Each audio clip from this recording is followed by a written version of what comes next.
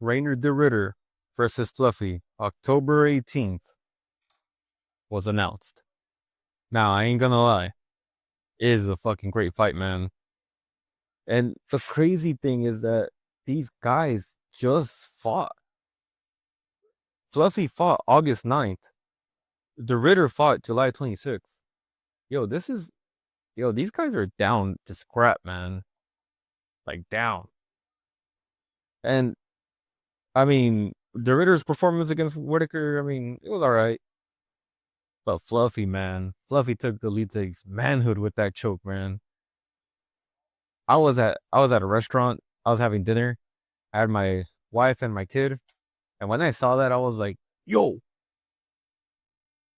I was even surprised they were showing that fight, considering the kind of restaurant this was, man. I ain't gonna lie.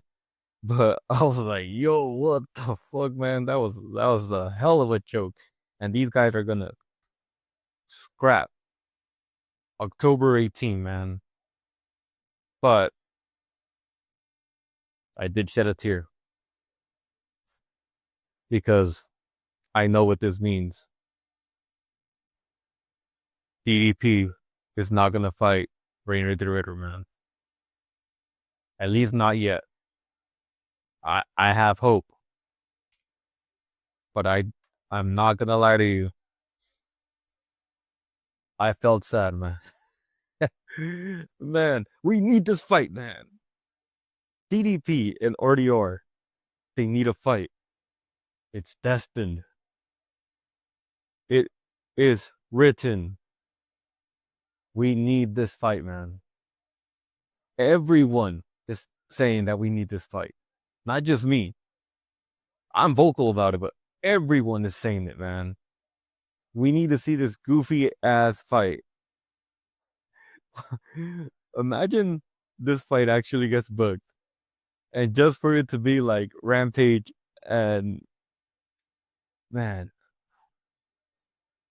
Yo, I just forgot this dude's name. But you know who I'm talking about, man.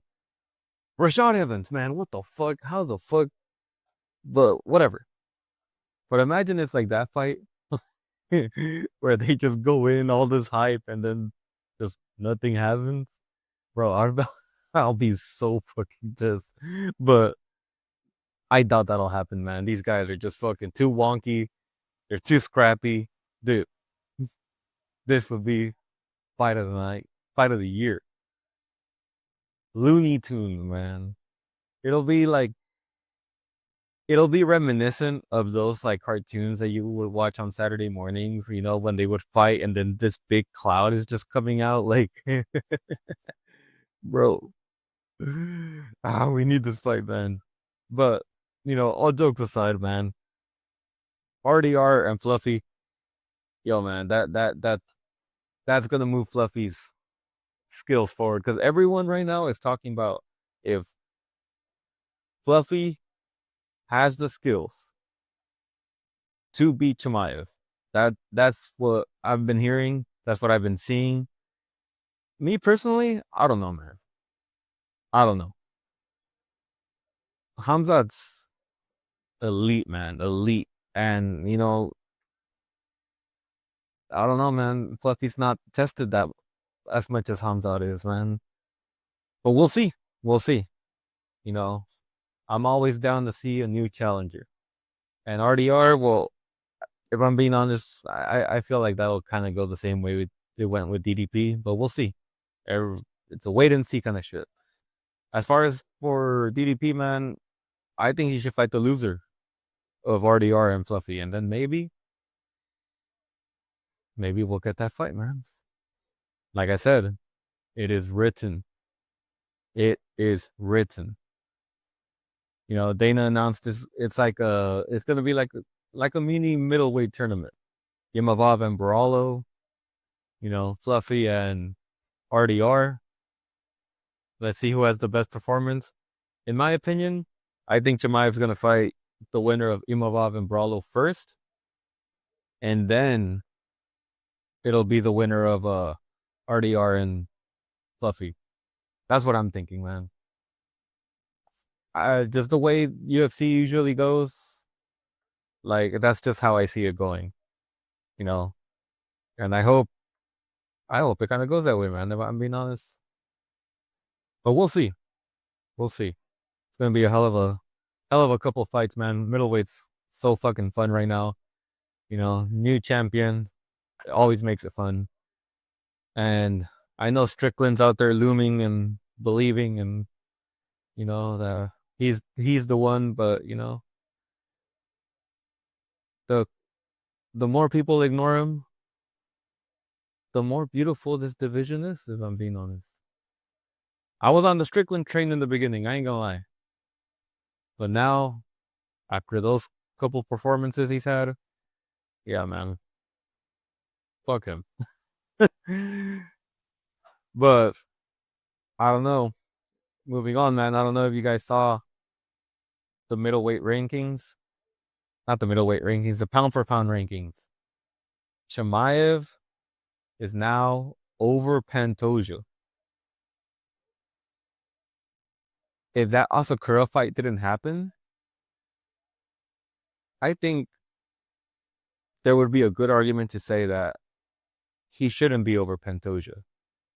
But because that fight happened, it kind of put Pantoja's recent run a little bit in question, man. The way, because all his opponents after, you know, they kind of got fraud checked, if I'm being honest. Urseg, Asakura, and I mean Kai Kara France wasn't at that caliber, man. And I think his best fight, or at least the highest level opponent he's had, was Royval. And next up, he's gonna have Joshua Van, and we'll see how that goes, man. I'm excited for that one. But I don't know, man. I do agree with Chimaev being over Pantoja as of now. I really do. And I don't know if you guys saw this. The lightweight rankings looked interesting. Pimblett going from number 9 to number 7 without even fighting. What the fuck? Ow. They're really trying to make this look a little better if he does get booked against Ilya Topuria. I feel like there's some backstage stuff that's going on that we just don't know about. And I think they're going to try to make it happen. I hope not. Trust me, I want to see that fight. But that fight is going to be so much better if Ilya defends against Arman and Paddy defeats a higher ranked opponent. That would be just fucking like written, it, destined. But I mean, Ilya would probably knock him out. I ain't gonna lie. but, but I'm just saying, man, it's gonna be a better sell than if you're trying to sell it now. I just don't see it. And another MMA news, man, Gable Stevenson making his way to LFA. So before I started this channel, man, I think about a year or two ago, I did make a comment about Gable Stevenson after he won the Olympic gold medal. I said, this dude should go straight to MMA. And there was this thing that Daniel Cormier said that went viral.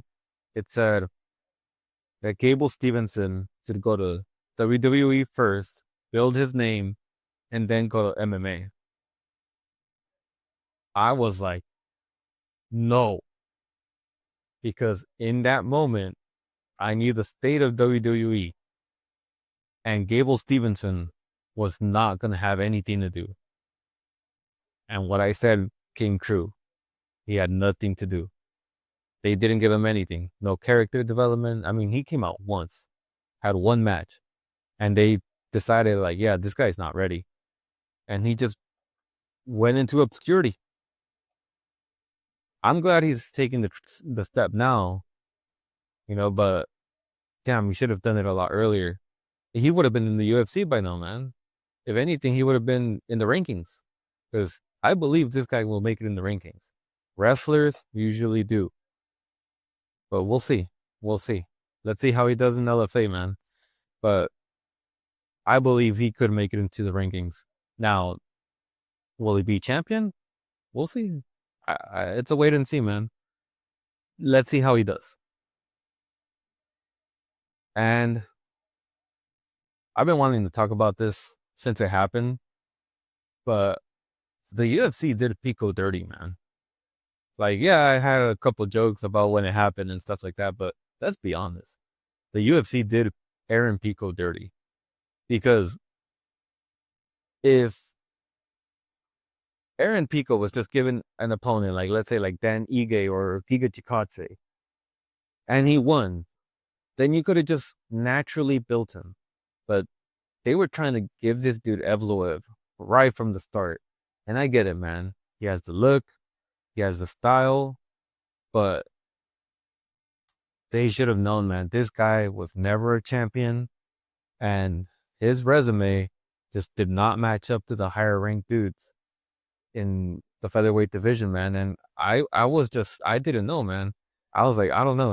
I don't see him being Evloev. And I picked Murphy.